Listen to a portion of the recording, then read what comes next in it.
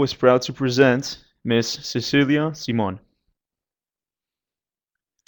Hello, everyone. I will be presenting work that my colleague John Nickerson and other partners are doing related to the synergies between carbon forest and sequestration and timber extraction.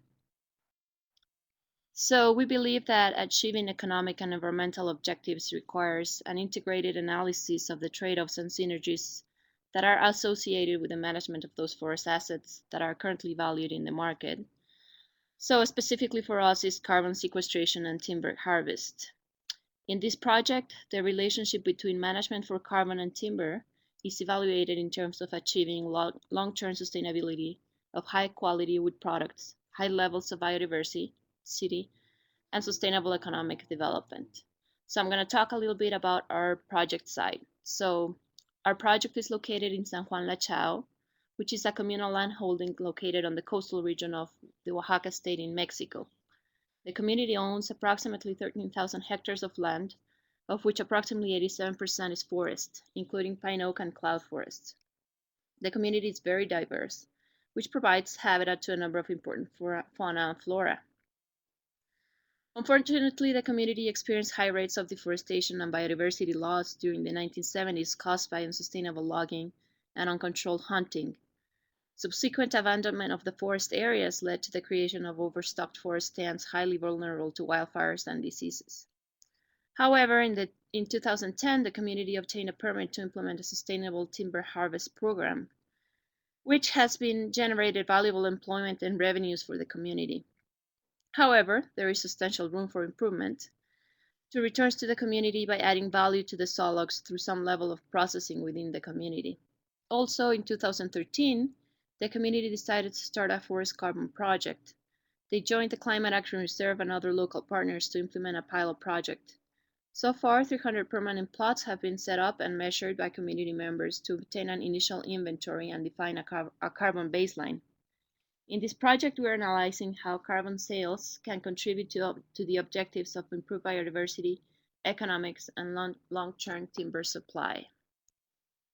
So we are currently analyzing data related to timber harvest volumes, forest growth rates, and carbon stocks. We're also now analyzing the cost and benefits to implementing a carbon project and a timber harvesting operation. We're developing a model and acquiring data to test the effects of modifying silviculture practices to favor enhanced carbon sequestration while maintaining or increasing the project returns in terms of net present value. Here we're displaying some preliminary results of our analysis of modifying silviculture practices. The analysis is conducted over a planning horizon of 30 years. The modified silviculture was a slight reduction in early harvest that focused on retaining dominant and codominant trees, basically thinning from below, compared to current practices that favor an increased harvest level of the dominant and codominant trees. So our key findings are that the overall volume increment is enhanced through the modified silviculture. While less timber is harvested in the early years compared to current practices, more timber is produced over the 3-year planning horizon through the modified silviculture. Enhanced carbon sequestration is achieved, and the sale of enhancements enables the overall forest management value to remain stable. By adding carbon sequestration as an extra income, we can have a number of benefits for the forest without reducing the benefits for the community. First, by selling carbon, the community can leave the best trees to grow longer and increase the forest productivity.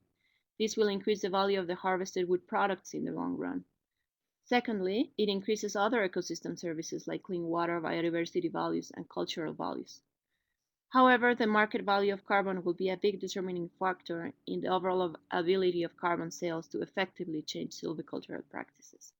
So we can conclude that there are substantial synergies between robust carbon markets and improving long-term timber yields, while enhancing the health, resiliency, and biodiversity of the forest. Thank you.